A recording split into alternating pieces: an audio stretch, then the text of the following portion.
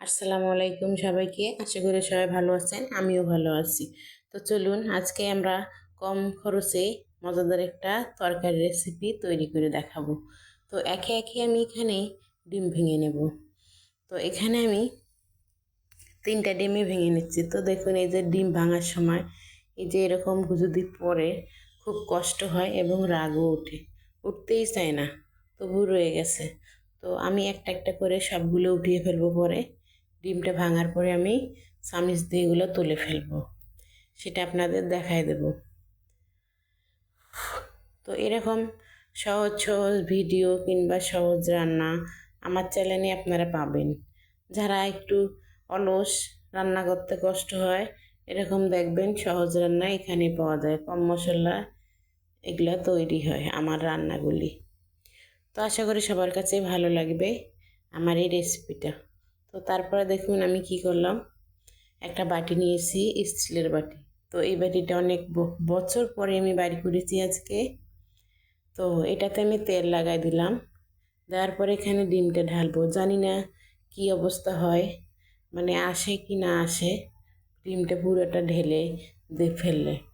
তো আশা করি ভালো হবে।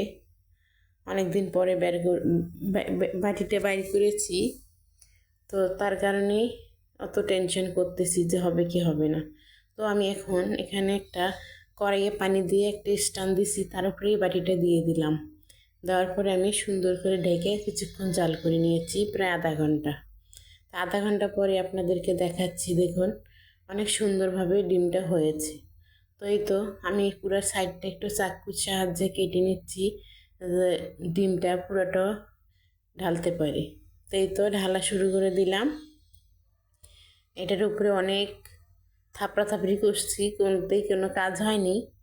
তবু আশায় আছি যে তো নামতে পারে ও, কিন্তু অবশেষে নামলো না।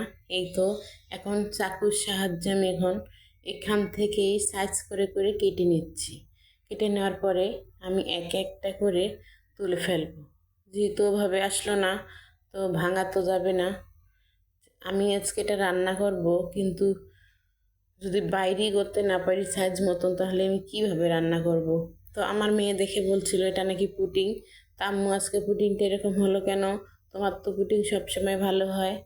তা আমি বললাম যে শুধু ডিম দিছি তাই এরকম হয়েছে। তা বললো ও। এই তো আমি এখন একে একে চামিচের সাহায্যে উঠিয়ে নিচ্ছি। তো এই দেখুন অনেক বছর পরের জন্য বাটিটা এরকম হয়েছে কিনা আমি জানি না, তবে আপনাদের যদি কারো জানা থাকে অবশ্যই আমাকে জানাবেন এরকম হওয়ার কারণ কি। এই তো আমি সবটুকু আমি ঢেলে নিচ্ছি। নেওয়ার পরে এখন আমি এগুলা এই সবটুক বাটি থেকে উঠে ফেলবো। চামচের সাহায্যে সবটুকু উঠাইলাম। উঠার পরে আমি এখানে হলুদ দিয়ে, তেল আর হলুদ দিয়ে শুধু ভাজছি কিছুক্ষণ। ভাজার পরে ওই তেলের উপরেই আমি পেঁয়াজ কাটা ছিল ওখানে দিয়ে দিয়েছি। তো এই রান্নাটায় অনেকে পেঁয়াজ বেটে রান্না করে, কিন্তু আমি কেটে ফেলেছি, কারণ এগুলো দেশি পেঁয়াজ এবং কাঁচা পেঁয়াজ, এগুলো গলতে বেশিক্ষণ সময় লাগবে না, যার কারণে আমি বাটি নিই। তো রান্নার শেষে আপনারা বুঝতে পারবেন যে আমার পেঁয়াজটা কি গলেছে নাকি আস্তই আছে। টমেটো আর পেঁয়াজটা আমি কিছুক্ষণ কষাই নিয়েছিলাম তেলে।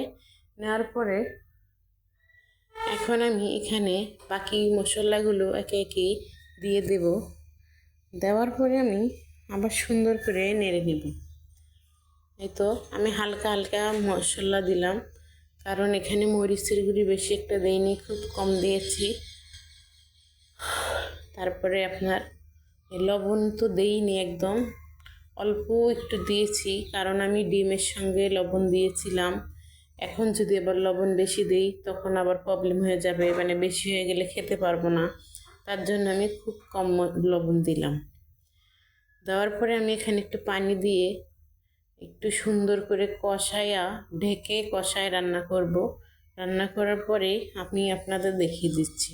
দেখুন সেই পানিটুকু আমার টেনে গেছে, পেঁয়াজগুলোও গলতে শুরু করেছে। এই তো টমেটো আপনার হচ্ছে একটু ছোট করে দিলেও হবে, এরকম বড় দিলেও হবে। তো যার যেরকম খুশি সে ওইভাবেই দিবেন। তো আমি সেই ডিমটা এখন এখানে দিয়ে দিচ্ছি। আবার কিছুক্ষণ নাড়বো। এটা নাড়ার পর এখানে আমি একটু পানি দিয়ে দেবো, আর ওই পানিটুকু দিয়ে ঝোল এবং রান্না শেষ করে ফেলবো আমি। আর এখানে কোনো পানি দেব না। তো আমি এখানে মরিচের গুঁড়িটা কম দিয়েছিলাম, যার জন্য আমি এখানে 2-3টা কাঁচামরিচ ভেঙে দিয়ে দেব একটু ঝালের জন্য। তো অত বেশি ঝাল বার হবে না। দেখুন আমি মরিচটা কীভাবে এখানে দিয়ে দেব।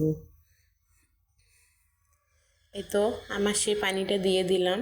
এখন আর এখানে কোনো পানি আমি দেব না। তো এরকম করে আমি কিছুক্ষণ রান্না করে নেব।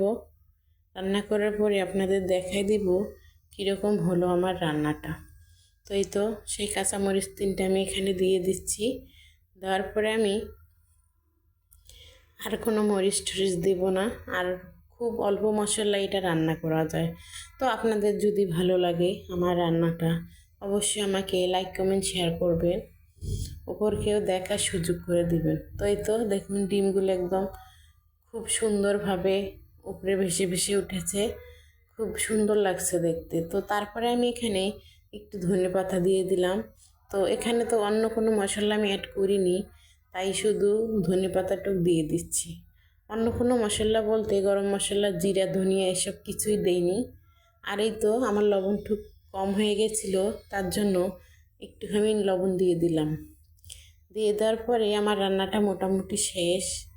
তো এখন আমি আপনাদেরকে বাটিতে বেড়ে দেখিয়ে দেব আমার রান্নাটা কীরকম হলো।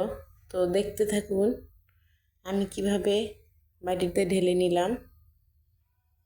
এই তো এখন আমি ঢেলে আপনাদেরকে পরিবেশন করে দেখিয়ে দিচ্ছি। দেখুন সহজভাবে এটা রান্না করে খাবেন। আল্লাহ হাফেজ সবাইকে।